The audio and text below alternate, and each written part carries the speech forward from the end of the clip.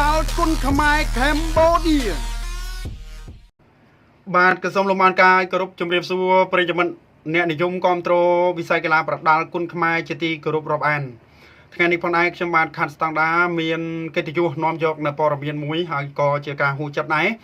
ដែលតាក់ទងទៅនឹងបាទកីឡាករមួយរូបនៅទឹកដីប្រទេសថៃដែលបានប្រកាសយូរហើយថាគាត់នឹងមានឈាមខ្មែរ 25% ដែលម្ដាយរបស់គាត់នឹងបាទកូនកាត់ខ្មែរបារាំងបន្ទាប់មកម្ដាយរបស់គាត់នឹងបានស្វាមីជាជនជាតិបារាំងទៀតណាប្រិយមិត្តណាហើយគាត់មករស់នៅលើទឹកដីថៃគ្រាន់ខ្ញុំនិយាយប៉ុណ្ណឹងប្រិយមិត្តស្គាល់បងប្អូនរបស់គាត់ទាំងពីររូបបាត់ទៅហើយដែលគាត់គឺជាតារាថៃហ្វៃទៅទៀតបាទគឺបាទអង្គតាន់ពីនតូបាទណាប្រិយមិត្តដែលជាកីឡាករកូនកាត់ខ្មែរបារាំងគ្រាន់តែសរសើររឿងប្រដាល់ខ្មែរត្រូវប្រជាជនថៃប្រតិកម្មមិនទទួលស្គាល់គុណខ្មែរនិងថែមទាំងរើសអើងបាទរូបលោកធ្ងន់ទៀតផងទឹកដីប្រទេសថៃលោកអង្គតាន់ពីនតូគឺជាកីឡាករប្រដាល់គុណខ្មែរបាទសំទោសអ្នកប្រដាល់មួយថៃបាទកូនកាត់ខ្មែរបារាំងនិងជាពិធីករនៅក្នុងកម្មវិធីសង្វៀនប្រដាល់នៅក្នុងទឹកដីប្រទេសថៃហើយដោយសារលោកជាកូនកាត់បារាំងទើបធ្វើឲ្យលោកមានរូបសម្បត្តិស្រស់សង្ហារាងខ្ពស់ស្រឡះបាទត្រេមុខមានមុនស្នេហ៍តាក់ទាញខ្លាំងយ៉ាងនេះហើយសប្តាហ៍ថ្ងៃនេះលោករស់នៅក្នុងប្រទេសថៃនិងចេះនិយាយភាសាថៃយ៉ាងស្ទាត់ជំនាញនិងសាងភាពល្បីល្បាញជាខ្លាំងនៅក្នុងទឹកដីប្រទេសថៃបាទនោះទៀតផងដោយឡែកកាលពីពេលថ្មីនេះប្រជាជនថៃហាក់មានការមិនពេញចិត្តនឹងផ្ទុះការប្រតិកម្មយ៉ាងខ្លាំងក្លាមកលើរូបកីឡាករប្រដាល់និងជាពិធីករដ៏ល្បីល្បាញនៅទឹកដីប្រទេសថៃរូបនេះដោយពួកគេ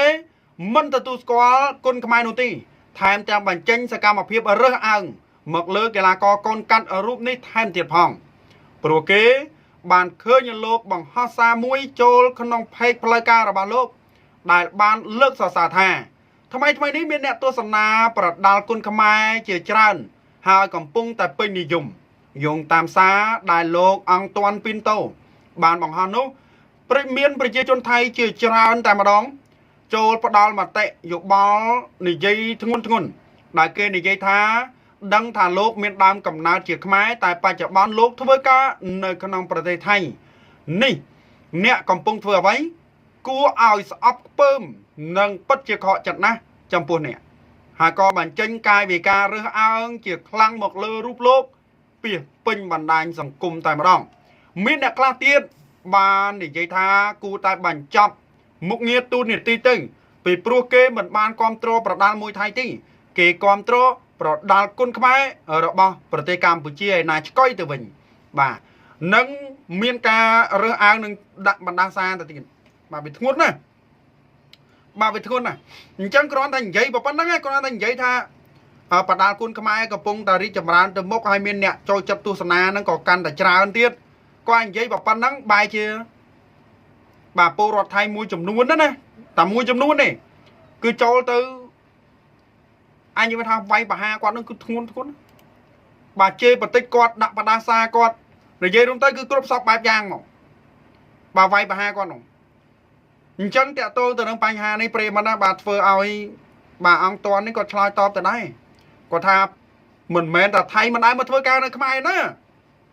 មិនមែនជនជាតិថៃមិនដែលទៅធ្វើការនៅបារាំងទេណាមិនមែនថៃមិនដែលទៅធ្វើការនៅអាមេរិកទេណាប្រិយមិត្តណាបាទសូមជ្រាបខ្វះអីនៅកាស៊ីណូនោះសត្វតែជនជាតិថៃមកធ្វើការនៅស្រុកខ្មែរយើងចាប់បញ្ជូនទៅវិញបានដូចតែគ្នាហ្នឹងប្រទេសណាក៏ដោយក៏មានអ្នកចំណាក់ស្រុកដែរគ្រាន់តែថាតិចហើយនឹងច្រើន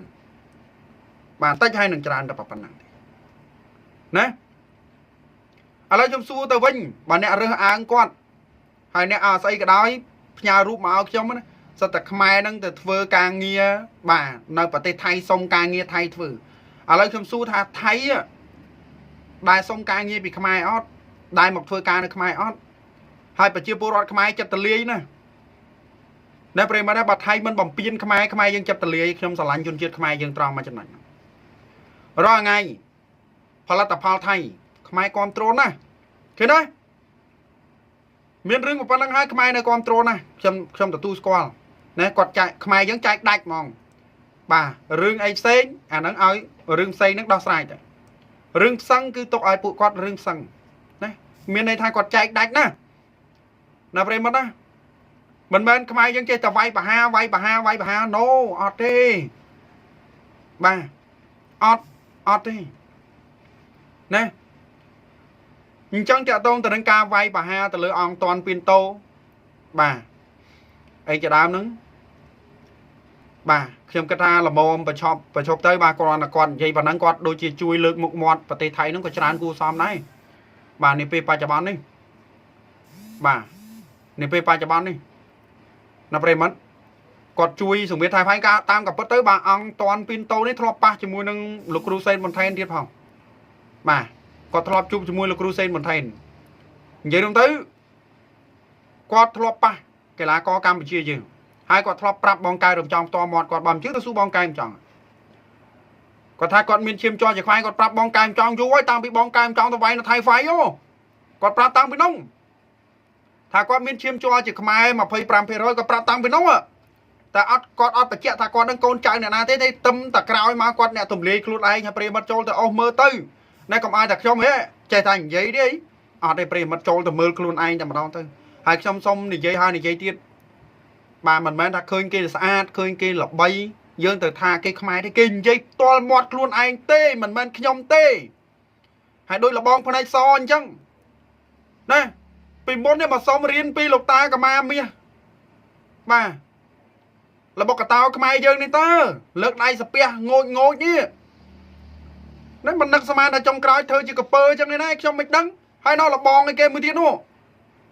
lợt này sập bia xong bong pôn khmer chui quam trô sala bạc cái bài côn bồ ran khmer đàm phong ai không biết đang là viên chân này nè bà đang chân trong trăng dây thôi phải mà đôi bàn dây thôi trong cái bài chỉ bong pôn mình chối còn bong vay bà ha không ta ta khơi kia riêng là bay tích sao ta kia nâng miên chiêm cho chỉ mày no bà kia bằng ai giấy không tình giấy thì ấy trong mạch đăng tha nè nông trên nè ná bà kia ọt bằng hai nhà tạ sành nhàn luôn ấy đấy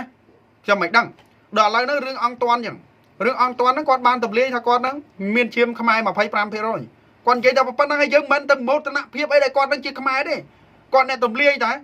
bà trắng bỏ miên con này phao nó lên bàn anh thì có mà lấy nó cặp bông tà rong cà phê bà hai ta với tà máu thay cái chọc sai prong priệt bà tranh chỉ bỏ miên trắng không có lớn vô máu thôi chỉ bỏ miên con là tha bong bong bị chia bò rót khai dương còn chặt tờ lia tờ tu squal nhom tờ tu squal tha tờ năng dương chặt tờ lia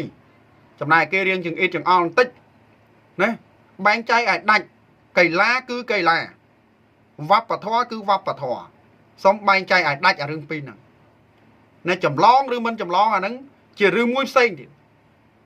xong bánh chay đạch đó cây lá non mà nơi mất tập hiệp cây lá non một nơi cây tỷ vua hiệp thay thằng nào chanh nhé chỉ rừng cây lá đôi cái gì chẳng mình ai cho cây lá từ ly lom kia bàn tê bà xong cho nồng po ná con là kia con tro cây lá muốiประเภทណាជាសិទ្ធិរបស់គេដូចខ្ញុំគ្រប់គ្រងការ៉ាតេខ្ញុំគ្រប់គ្រងជឿជីស៊ូអញ្ចឹងមានមូលហេតុអីបានជាមកវាយប្រហារខ្ញុំវាអត់ត្រូវខ្ញុំគ្រប់គ្រងបាល់ទះណាបាទខ្ញុំគ្រប់គ្រងឡាត់វេខ្ញុំគ្រប់គ្រងមួយថៃខ្ញុំគ្រប់គ្រងគុណខ្មែរជាសិទ្ធិរបស់ខ្ញុំតាមិនចឹងដូចអង្គតន់អញ្ចឹងហើយទៅវាយប្រហារគាត់សិតតែចង់បញ្ចប់ការងារគាត់ពីប្រទេសថៃដេញគាត់ចេញពីដីថៃទៀតហ៎បាទមកតាមខមមិននោះបាទធួនណាអញ្ចឹងតើតូនទៅនឹងព័ត៌មាននេះអាណិតអង្គតន់ណាគាត់ទៅប្រហោះបាទសរសើរគុណខ្មែរប៉ុណ្ណឹងរងការវាយប្រហារស្ពឹកមុខបាទស្ពឹកមុខតើតូនទៅនឹងព័ត៌មាននេះក៏មានតែប៉ុណ្ណឹងដែរប្រិមិត្តជាចុងក្រោយបាទសូមជម្រាបលាបងប្អូនប្រដល់គុណខ្មែរកម្ពុជា